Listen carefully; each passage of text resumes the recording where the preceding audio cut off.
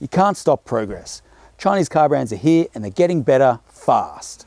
This is the Jaecoo J8, and it's the latest model from Chery. And it's a long way from the budget offerings like the Tiggo 7 and Tiggo 4, with its sleek design and upmarket cabin. But it's a pretty crowded market out there. So can this J8 compete with big name players from Kia, Hyundai, Mazda? We don't know, but we're about to find out.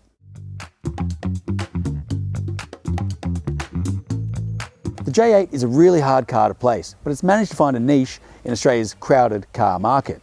So it's as big as a Kia Sorento, but it only has 5 seats. It's in a similar vein to a Mazda CX-70 or even a Volkswagen Touareg. But unlike those things, this only starts at $49,990 drive away. That's an amazingly sharp price, especially considering what you get for that spend. Let's go have a look. The entry-level Track two-wheel drive grade gets a huge amount of standard kit, with lots of luxe items on the menu. It rolls on big 20-inch alloy wheels, leather-wrapped seats that are heated, ventilated, power adjustable, and have a massage function in the front row. There are dual 12.3-inch displays, one for the multimedia and the other for the driver display. Apple CarPlay and Android Auto, SatNav, and a 12-speaker Sony stereo are other highlights. There isn't much left for the $54,990 Ridge all-wheel drive grade to add, with most of the upgrades being mechanical. First up is obviously all-wheel drive grip, but also more advanced active suspension that adjusts each wheel independently to the driving conditions to smooth out the ride. This is paired with multiple drive modes for different road surfaces such as snow, mud, sand, or off-road. Other upgrades include privacy glass and a suede headliner. Check out our full written review at carsguide.com.au for the full specification. There is a big grille with prominent vertical slats and the big blocky Jaecoo lettered badge, LED headlights and DRLs. It's a sleek overall design with the absence of gaudy panel creases. Flush door handles, roof rails, and a rear spoiler add some pop to its overall look. A rear light bar connects the bold taillights and draws the eye to the blocky Jaecoo lettering. Inside the cabin appears to be flush with premium materials with glossy black surfaces, faux wood veneer, and soft touch materials adorning most surfaces. It is a very impressive space for a circa $50,000 large SUV. So what's really impressive about this Jaecoo is the interior. Look, you can see it's pretty plush in here. There's nice soft touch materials everywhere. The fit out's really nice. But space is the name of the game because it's quite a big vehicle, but it's only got 5 seats, which translates to lots of room inside. So you can see I've got plenty of headroom. There's lots of shoulder room as well. You got great vision out the front because you can sit up nice and high. This panoramic window lets in all the light, so it's a really nice, airy feeling cabin. It's a really well thought out cabin too. There's lots of nooks and crannies. There's a couple of cup holders here, big storage bins in the door. There's spots here for your phone. Only one of these is a wireless charger though. The other one's just a placeholder. There's also room under here for more stuff you need to put in. It's quite deep. But overall, it's a really well thought out cabin. And that theme continues in the back seat too. Look, I'm not a big guy, but you can see how much legroom I've got here. There's oodles of headroom too. So if you're over 6 foot, there's going to be no reason why you can't sit in the back comfortably. And there's also its own aircon vents, and you've got little controls here too, plus USB-C charging ports and a USB-A port. So it's really well thought out. It's not just about the people in the front, but also the people in the back.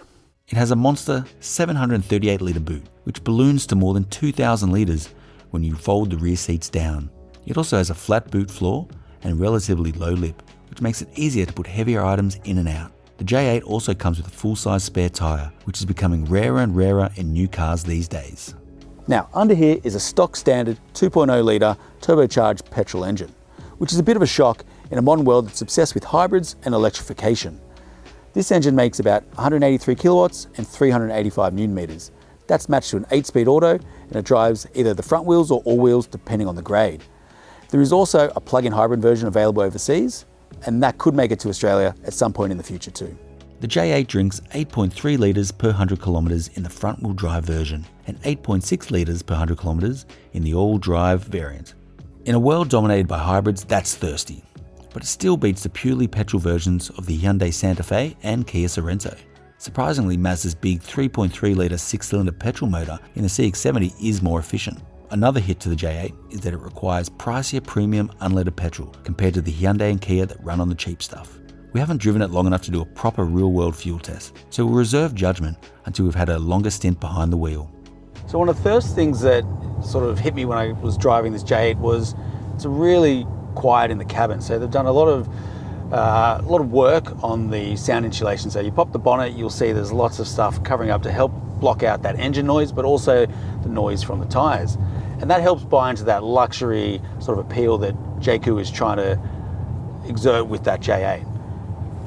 Now the engine has good power. It's kind of on par with a Golf GTI, but it's not calibrated that way. Look, it's more pedestrian than it is performance. So it's enough for a car this size.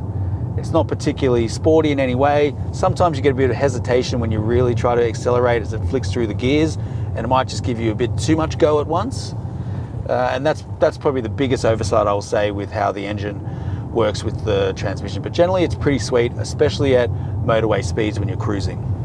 So the steering's a little bit light and floaty for my liking. I like it a little bit heavier because when it's light and floaty, you feel a little bit less unsure of what the car is doing underneath you. And when they're going through corners, you're lacking that feedback that you kind of need to know what the car is doing. Not saying it's a bad thing, it's just not something I prefer. But what this car does have, it has these adaptive dampers. So it reads the road ahead and adjusts as you're going. And what that does is it makes it really flat and balanced through the corners. So it's quite a nice thing to steer on a twisting road as well. And that suspension is also really good at soaking up the bumps and lumps along the way. So it's quite a smooth ride. Like this, I'm driving on a country road now that is quite potholed and rough, but it feels remarkably smooth. So the J8's quite a large car and it's quite wide.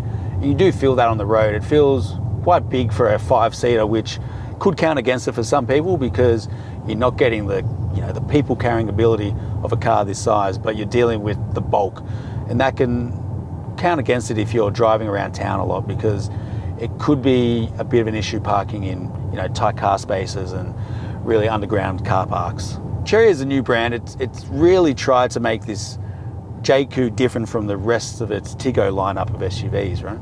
So this is more luxury focused and it feels more polished on the road than those more affordable machines. And this is a better offering, and you can see that they're targeting some of the really established mainstream brands like Mazda and anything that have that little bit more polish to them. Is it there yet? No, there's a couple of little things that need to be tweaked.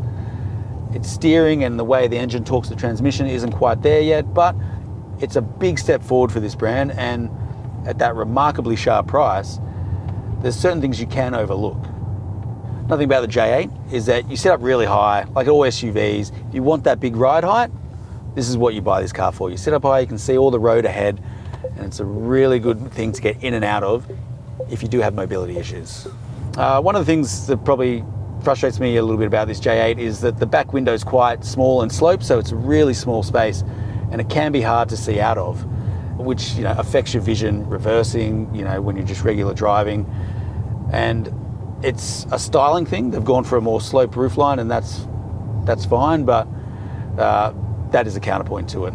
The J8 hasn't been tested by ANCAP, but it is expected to match the smaller J7 with a 5-star score. The two-wheel drive version has 8 airbags, but oddly, the all-wheel drive has 10 airbags and adds 2 side airbags in the second row. Both have a mass of active driver aids, from auto emergency braking to blind spot detection and rear cross traffic alert, among others. For the full list of safety equipment, read the full written review at carsguide.com.au. The Jaecoo J8 is backed by an 8-year unlimited kilometre warranty, which is one of the longest in the business, and should take the stress out of choosing a new and untried brand. This is backed by an 8-year cap price servicing program that will cost close to $3,000 in the two-wheel drive and about $3,500 in the all-wheel drive, which is an okay price. But be aware the 4th and 8th services are pricey, at about $700 and $800 respectively for the all-wheel drive, and about $500 and $600 for the two-wheel drive.